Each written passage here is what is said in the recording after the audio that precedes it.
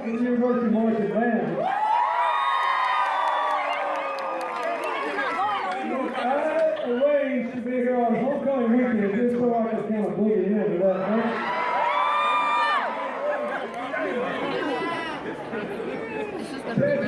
Thank you for welcoming me back to Nancy. I'm delighted to be here. Colonel Porter and the members of the Fayetteville State University Board, thank you. I want to thank Reverend Thompson for the invitation. Mayor Pro Tem, Ms. Coleman, thank you for being here. Councilwoman, Jeanette Council. I want to thank our county chair and a veteran, the Congressional District Chair, Vicki Andrews. Sheriff Butler, thank you. Thank you, Imani Clayton, for your work for Hillary in the campaign. My great friend Dan Blue, the third, whose father was my campaign chairman in 1992. I want you to make him the state treasurer. Okay, Bill. And I am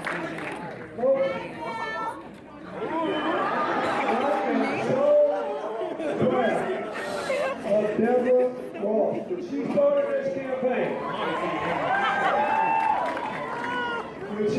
this campaign, it was pure conviction and raw nerve because nobody thought she had a chance to win. And she believed in the promise of this state and all its people, and she believed it was bad for America to have the kind of gridlock we've had in Washington, where you actually have the Senate Majority Leader say that his number one priority, when President Obama was elected, number one priority was, we were in the middle of the worst crash since the Great Depression. His number one priority must have been to put people back to work. No. Must have been to restore income. No, he said my number one priority is to make sure nothing happens so the president cannot win re-election. He lost him. We need to make him play again by sending her to the United States Senate so we can get something done. Look, this has been a highly unusual election. You agree with that? Yes, sir. And I was looking out in the crowd and Deborah asked you, how many of you have voted? Oh, yeah. And let me just try to re-emphasize what she said. All the polls show all these races are close in North Carolina. Presidential campaign, Attorney General's effort to become the next governor, Deborah's effort to become a United States Senator, and everybody else running. And they're all, in a way, a product of these divisions that are tearing at America. We have a decision to make about how to go forward as a people. You are actually being called upon, especially the young people here, to define the terms of what it means to be an American in the 21st century. Do you believe we're stronger together, or do we need to divide up into us and them? Just fight. Man, we're stronger together. Do you believe I believe that we should approach each other and the rest of the world with walls or with bridges? with bridges. Do you believe that even your most legitimate resentment, and everybody's got something to be resentful about, even your most legitimate resentments should be the basis of these elections, or instead should we vote for people who believe in your empowerment so you can change your future for the better? I'm sorry. It's okay. In other words, do you believe that anger should be the basis of your vote, or answers that will lift us all together? That's what this election's about. Don't kid yourself. I hate saying this. For most of my life, I was the youngest person doing whatever I was doing. Then one day I woke up and I was able to stand in every room. And for the life of me, I couldn't tell you what happened between the first condition and the second. It just sort of dawned on me one day. But here's what I know. Answer is better than anger. Empowerment is better than resentment. Cooperation is better than endless conflict. Riches is better than war. In the end, all that matters is whether people are better off when you quit than when you started. Whether children have a brighter future, and whether things are coming together or falling apart. Now, we've been told how terrible, by the other candidate, things are in America. All of this is terrible. And it's going to get worse unless we make America great again. Hey, that's his slogan. That's not ours. I hope you will forgive me, but I am well schooled in what making America great again means. Yes, sir. I came here nearly 30 years ago, and I was still a governor when a man named Dick Hackley, another retired military man, was the chancellor here. And he had been my friend when he ran our HBCU in Arkansas and I was governor. We became like brothers. I would do anything for him. Oh. And he was great for the young people in my state. And I have watched, since I was a child, this theme played out over and over again.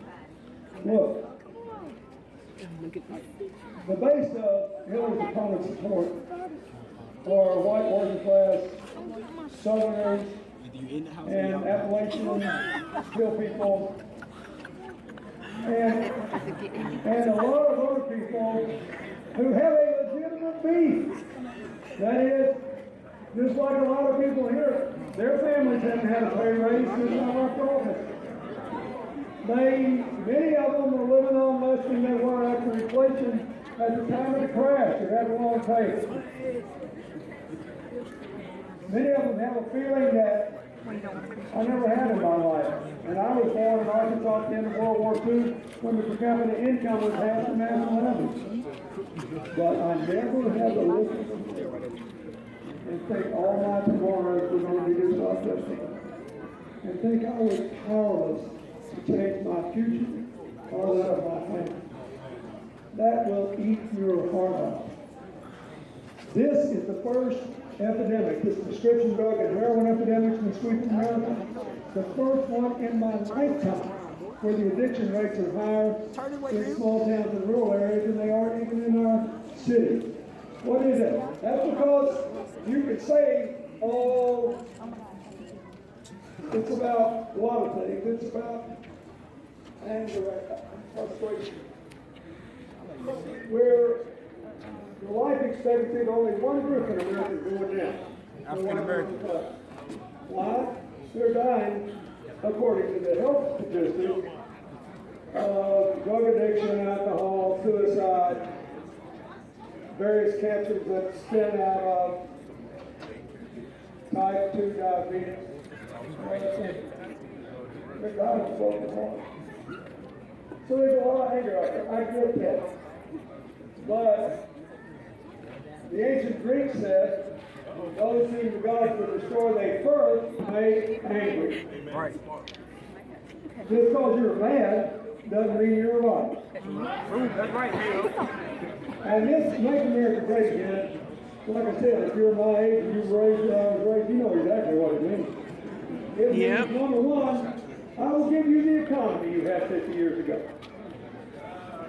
Well, that's like me at 70 saying I'd like to be 20 again. Actually, I would. I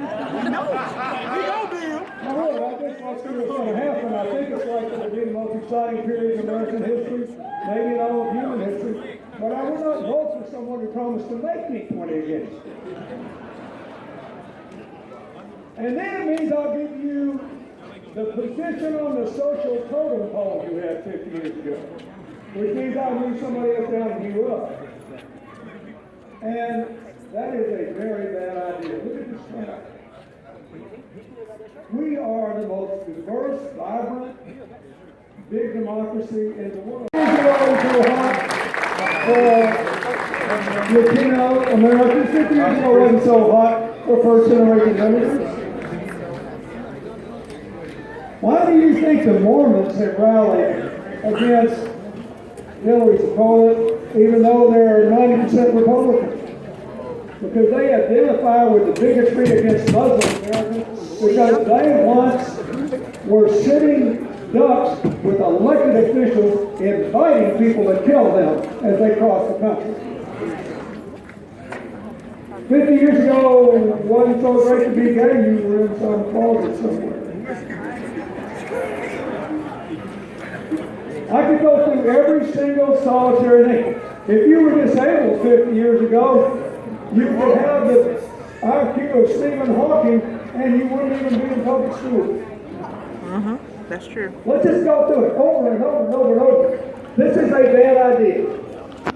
Hillary said, we don't need the totem pole we had then, and we don't need the totem pole we got now. We should tear the totem pole down and go forward together. Because we're stronger together. So, this is a change election. You're going to get it whether you want it or not. The question is, are you going to claim the change you want? We are going to, in a fundamental way, define for ourselves and for the whole world what it means to be an American in the 21st century. We can choose an economy that goes back to trickle down. For all the hot rhetoric, Hillary's opponent basically says, vote for me, and we'll have a humongous cut for millionaires and billionaires, and all will be well.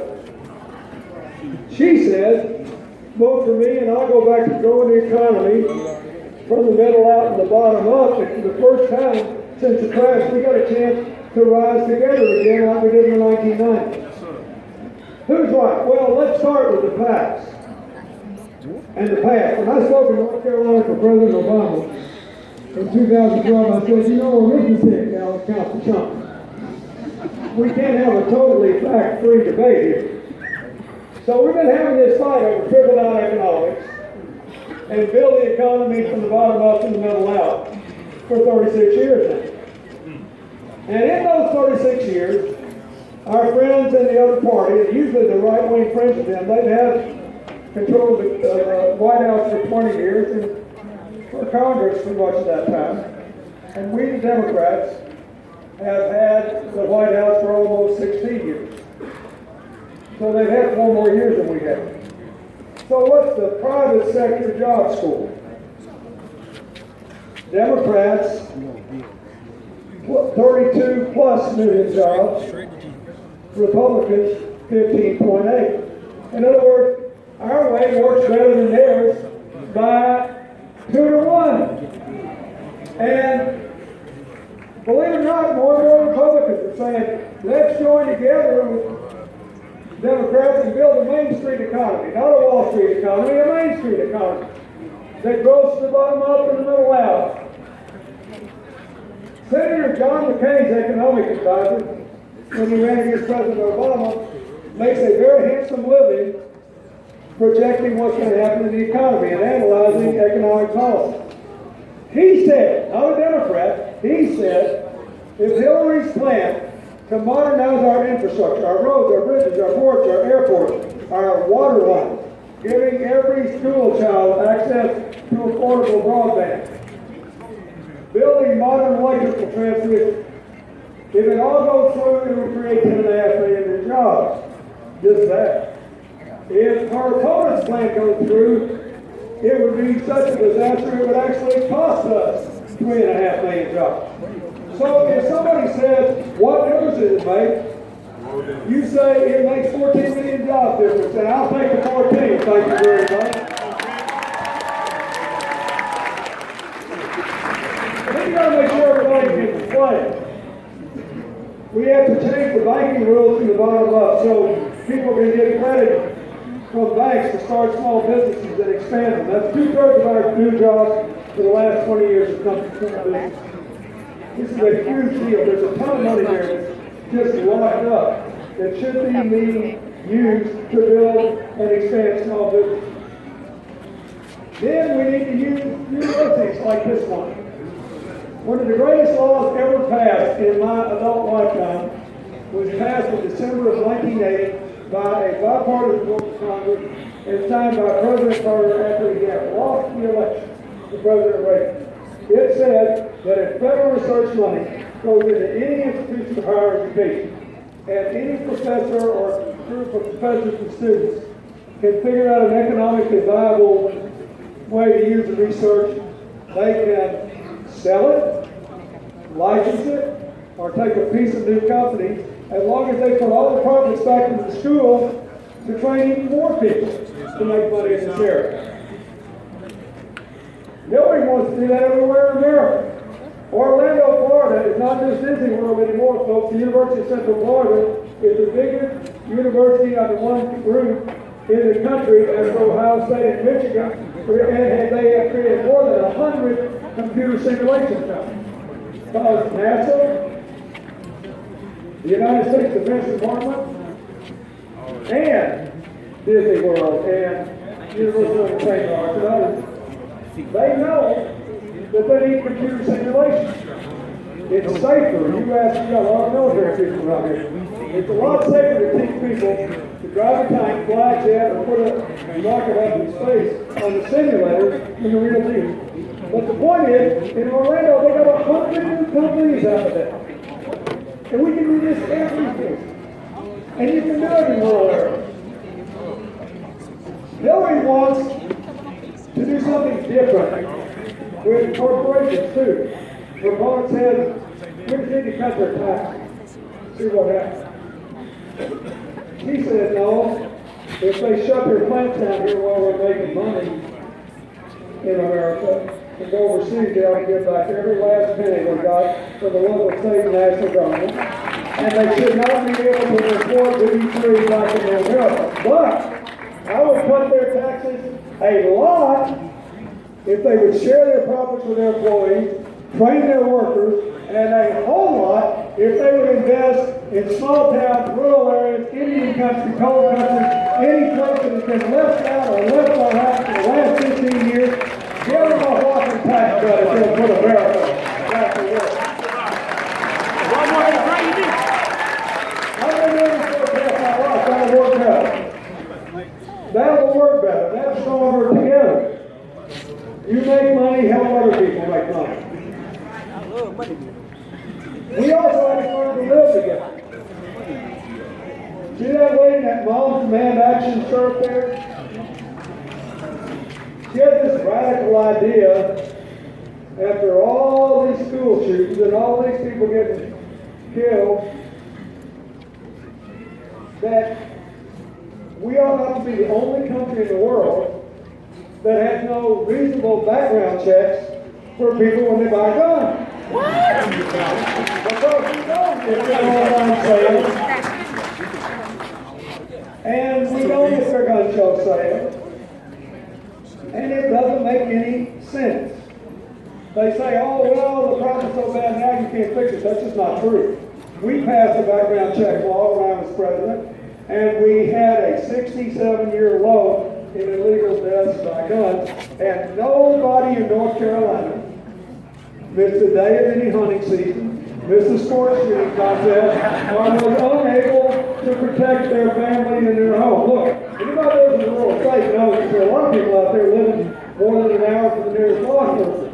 We're not talking about that. We don't want to take anybody's gun away. We just don't want anybody shot by someone who shouldn't have a gun in the first place.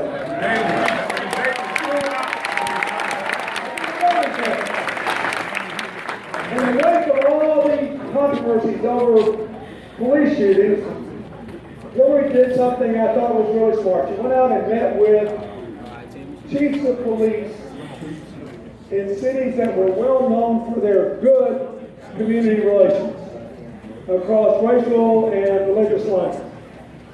And these people were amazing. Here's what they told us. They said, look, we know sometimes mistakes are made and we ought to be held accountable. Right. We have no objection to body cameras, and we know some of our people need ongoing training. But those here, where we have lots of trust in this community, are put in impossible positions because we don't have adequate mental health facilities in every community in America. said they didn't ask for more police, they didn't ask for more equipment, they asked for a community mental health treatment. It was really moving. So she worked with them and others and came up with the first comprehensive plan to give every community in America access to mental health treatment. You won't have as many people killed that shouldn't be killed if there's a way to help everybody get what they need. She's the only person you can vote for who's got that. She's also the only person you can vote for who's got a plan to put drug treatment and prevention programs in every county in America that needs it, including in rural America. The only person. But that's why we're living together. And the last thing I want to say is we're here within the shadow of the largest army base on the planet. And I want to say something about this. Hillary was the first New York senator in the history of the United States ever to serve in the armed services. And after 9/11, she first tried to get New York taken care of. Then she devoted herself to getting adequate armor and other protective gear for people in combat. Then she devoted herself to trying to make sure we took care of people when they came home, especially those with post-traumatic stress syndrome and with traumatic brain injury. Because we know now, everybody here knows this, we have the highest, the good news is we have the highest combat survival rate we have ever had in any conflict situation. That's the good news. The bad news is a lot of the people who are surviving come home with serious physical and emotional challenges, and we, the American people, have an obligation to take care of them and to make sure that the live in that job and a lot of nice things have happened to me since Hillary became an elected official, but none more moving to me than one that happened about 10 years ago. I was in the Senate one day to testify with Bill Gates about global health, because that was what I was doing at the time. And this real handsome young officer came to me and he said, "Mr. President, you don't know me, but I work for the Pentagon on Capitol Hill. And I just think you need to know that over there, we believe your wife knows more than any other member of Congress of either party in either house about military affairs, and we appreciate it, not because she always agrees with us, but because she has never once pulled a cheap shot. She never once said something to get tomorrow's headlines. She has always got our back, and it means a lot to have somebody we know has studied these issues as hard as we have and cares as much about our people as we do.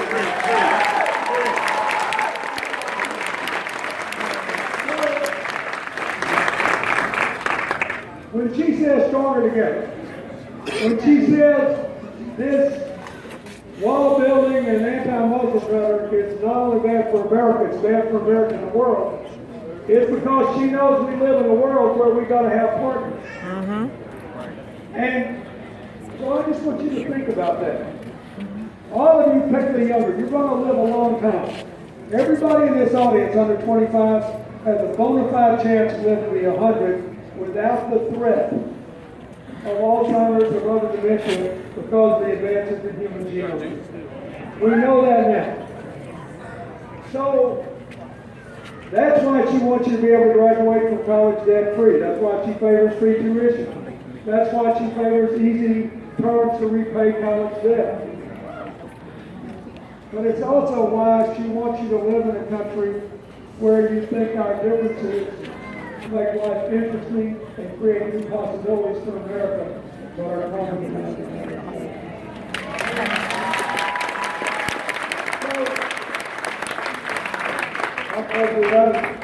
I've been making some bluster in the last 2 days in Eastern North Carolina. I've done one in Ohio, I've done one in Iowa, I did one in North Florida. They always send me out here to see real people, you know.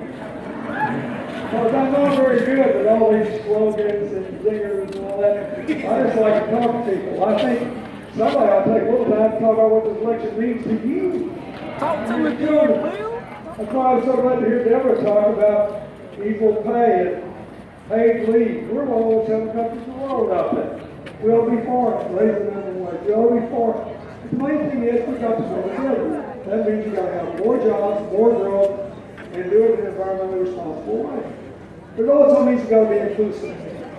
So here's my list of stories. The other I was in Jacksonville, and in a minute I'm going to go shake hands with people. And sometimes the little kids come up, they got to get squashed. I'm always listening to little kids. There was this great-looking young boy, and they're kind of hiding. I shook his hand, and he said, "You want to know what I want to do?" I said, "Sure." He said, "Because I'm autistic, and I don't understand how you come to you."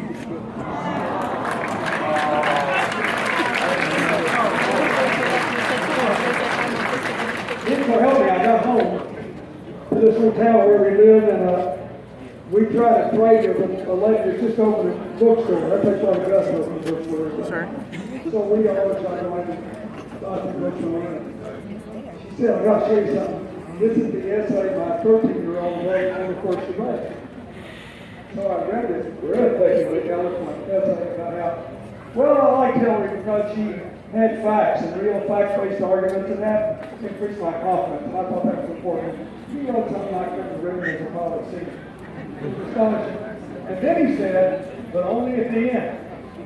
He said, "I also had the feeling she cared about me. And since I have a severe muscular disorder, it mattered that she cared about me. Because I want people to focus on my abilities, not my disabilities." Look, it's a big, complicated, wonderful country. You're having a race for governor, a race for senator, or lots of other races, in a state that's been turned upside down because the state government decided to get in and mess with the local issue and try to turn it into something that makes short-term goals based on fear, that we would be better off figuring out a way to let people learn to live together and work things out in a humane and practical way. Why are we doing this? Because we haven't yet decided whether we're stronger together. Now, you got a chance to vote for somebody in Hillary that I have watched for 45 years. I saw her do things. We were still in philosophy. She went to South Carolina trying to get African-American teenagers out of their own prison. But she knew there was going to be a life. She didn't. I'm talking to parents that have been citizens for a generation and still work the political process. And then she went to Massachusetts to find out why there were so many kids in the census that weren't in school, and it was because they were disabled. And she tried to make sure that we enforced the federal law and saw their possibilities, not their disabilities. Now, she did all this before she was 30 years old. She's the best change maker I've ever seen. That's what you need. I got tickled when her opponent said the other night, said, "You know, this is a clear choice. We need to make a change." And I mean, she's been up there in control for 30 years. She had 30 years to fix it. And I thought, you know, that guy's been fooling with Mr. Putin so much, he really thinks America's Russia. I mean, he thinks this is a dictatorship. And President Obama, President Bush, and that guy, now we can tell them just because you're president. Harry Truman once said being president is largely about trying to talk people into doing things they should know without you asking them in the first place. Right. And so I thought, and he thought, what do you got to lose for something new? Well, I already told you 14 million jobs and voting rights and women's rights and civil rights, and you get it. But I thought to myself, you know, she's pretty remarkable, but nobody's that remarkable. Just think, he just said she's been controlled for the whole 8 years President Obama was president. This feeling. Especially since she wasn't in town for 4 years. Then she's been told, George W. Bush would be really surprised to know she was in total control when he was there. And she had a lot of influence when I was president. I meant that. But there was, you know, 1 or 2 things I did on my own. And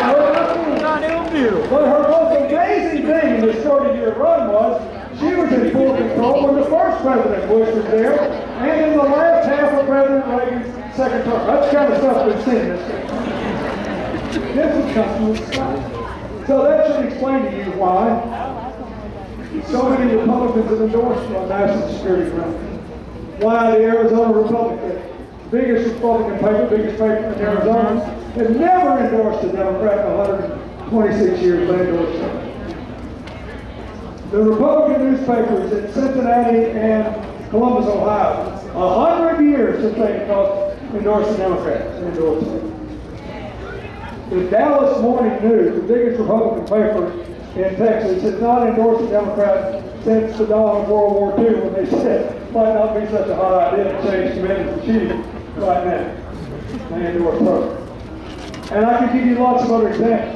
I'm telling you, anybody who's ever worked with her or seen her do things knows that she can make us stronger together. And, you know, when we were young people, and we had a lot of smart friends, that cared about the war, Vietnam, poverty, women's rights, and, you know, we did what kids do. Now we did before the concept.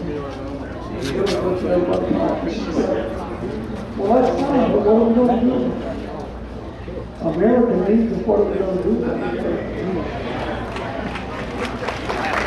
You know, Margaret Thatcher was the first woman prime minister in the United States, and I knew her, and I liked her. We didn't agree on much, but she was smart.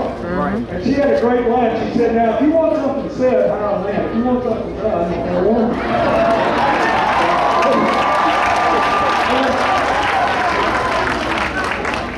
So all I can tell you is, she never touched anything she didn't make better. Right. I want you to go out and get the rest of the people who haven't voted, who are already forward to vote. Because there are a lot of people, I saw them in that shelter today. And there's a lot of people that have really suffered. Ask them to vote. Ask them to take the time to vote. And then, if you run in time, in the people who are for our opponents, no matter how, if they're mean to you, don't be mean.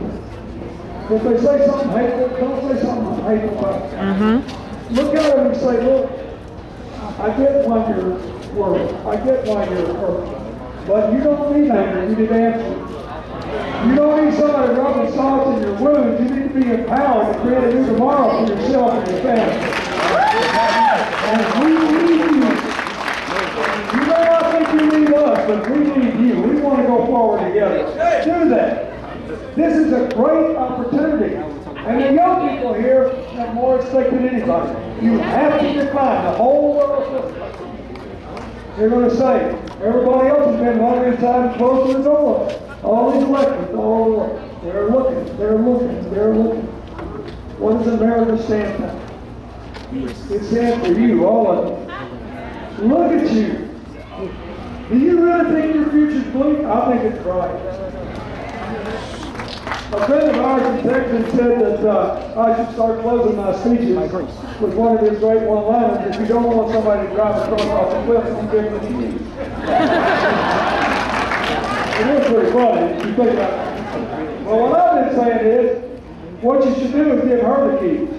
Because what she'll do is go back of the truck, open it up, put everybody in America in the back of the truck, and she won't go off the cliff. She'll drive straight to the top of the highest mountain. That's what America needs. God bless you.